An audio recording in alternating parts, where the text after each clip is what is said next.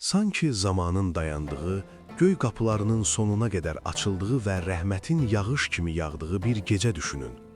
Qədir gecəsi. Quranın nazil olduğu, 1000 aydan xeyirli olan, mələklərin yerə indiyi, duaların qəbul olunduğu və Allahın rəhmətinin sonsuz yağdığı bu gecə Ramazan ayının zirvəsidir. Gəlin Qədir gecəsinin nə olduğunu, Quranda və hədislərdə necə təsvir olunduğunu, böyük İslam alimlərinin açıqlamalarını və ən əsası, Ramazan ayının hansı gecələrində, xüsusilə hansı vaxtlarda axtarılmalı olduğunu ətraflı öyrənək. Əvvəla Qədir gecəsi haqqında Qurani Kərimdə xüsusi bir surə nazil olub. Qədir surəsi, 97-ci surə. Allah Taala buyurur: Həqiqətən biz onu Qədir gecəsində nazil etdik. Sən hardan biləsən ki, Qədir gecəsi nədir? Qədir gecəsi 1000 aydan xeyirlidir. O gecə Rəbbinin izni ilə mələklər və ruh, Cəbrail hər bir işdən ötürü yerə inirlər. O gecə sübh açılanadək əminamanlıq, salamatlıq olur. Qədir surəsi ilə Uca Allah Qurani Kərimdə bu gecəni bizə belə tanıtdırır. Bu ayələr Qədir gecəsinin nə qədər böyük olduğunu göstərir. Quran bu gecədə nazil olub.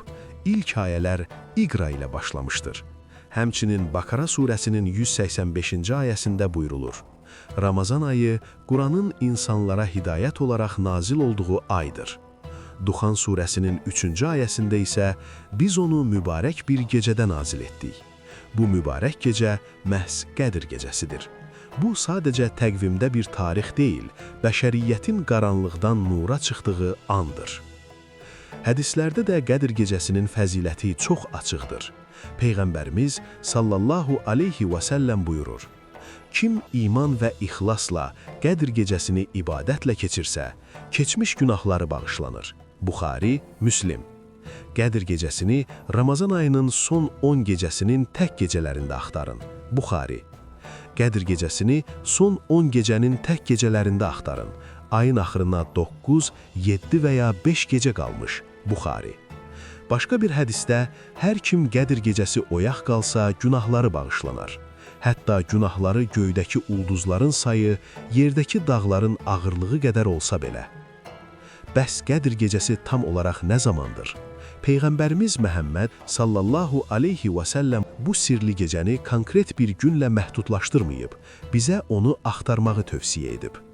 Hədisi şərifdə buyrulur: Qədir gecəsini Ramazanın son 10 gününün tək gecələrində axtarın, yəni 21, 23, 25 və 29-cu gecələr. Bu möminlər üçün bir imtahandır. Allah bu gecəni gizli saxlayıb ki, bəndələr yalnız bir gecəyə güvənməsinlər, Ramazanın son 10 günlüyünü tam ibadətlə keçirsinlər. Alimlərin açıqlaması hansı gecə daha üstündür? İslam alimləri bu mövzuda müxtəlif rəylər irəli sürüblər. Məşhur rəylər görə əhl-i sünnə alimləri, məsələn İmam Əbu Hənifə və İmam Şafii daha çox Ramazan ayının 27-ci gecəsinə üstünlük verirlər. Bir çox ölkədə Qədir gecəsi məhz 27-ci gecə kimi qeyd olunur. Cəfəri, Şiə alimləri isə hədislərə əsasla 19, 21 və 23 gecələr üzərində dayanırlar. Xüsusilə 23-cü gecənin əhəmiyyəti daha yüksək qiymətləndirilir. Qədir gecəsi Ramazan ayının son 10 gecəsindədir. Yəni Ramazanın 21-ci gecəsindən, 20-ci gündən 21-ə keçən gecədən, başlayaraq 29-cu və ya 30-cu gecəyə qədər. Peyğəmbərimiz sallallahu aleyhi və səlləm son 10 günü daha çox ibadətlə keçirərdi, itikafa girərdi və ailəsini də oyadardı. Amma böyük ariflər buyurur: Əgər hər gecəni qədr bilsən, Qədir gecəsinə mütləq rast gələrsən. Məqsəd gecənin fiziki saatı deyil, insanın ruhən o ucalığa çatmasıdır. Qədir gecəsinin əlamətləri. Bəs o gecənin gəldiyini necə hiss edə bilərik? Rəvayətlərə görə Qədir gecəsinin özünə məxsus nişanələri var. Həmin gecə hava nə çox isti, nə də çox soyuq olar. Mülayim bir meh duyular. Səhəri gün günəş doğarkən şəfəkləri gözü yandırmaz, ay parçası kimi solğun və bəyaz olar. Qəlbdə qəribə bir hüzur və sakitlik hakim olar. Çünki o gecə mələklər yerə enər və sübh açılanadək salam deyərlər. Ramazan ayının bütün son 10 günün tək gecələrini ibadətlə keçirmək ən yaxşı yoldur. Qədir gecəsi axşamdan, yəni gün batdıqdan sonra səhərə qədərdir. Gün batdıqdan sonra dua, namaz, Quran oxumaqla başlamalıyıq. Bu gecədə nə etməliyik? Təravihdən sonra təhəccüd qılmaq, Quran oxumaq, bol dua etmək, Allahummə innəkə əfuvun tuhibbul əffə fəfu ənni. Duanın mənası belədir. Allahım, həqiqətən sən bağışlayansan, bağışlamağı sevirsən, məni də bağışla. Duanı çox təkrar etmək, istiğfar çəkmək, tövbə etmək, sədəqə vermək.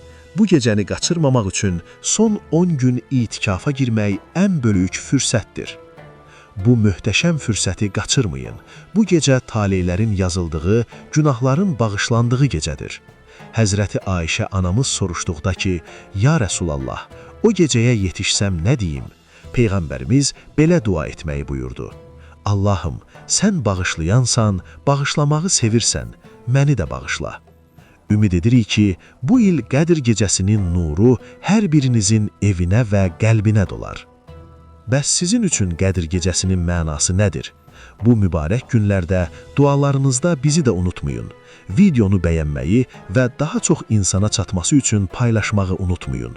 Allah dualarınızı qəbul etsin.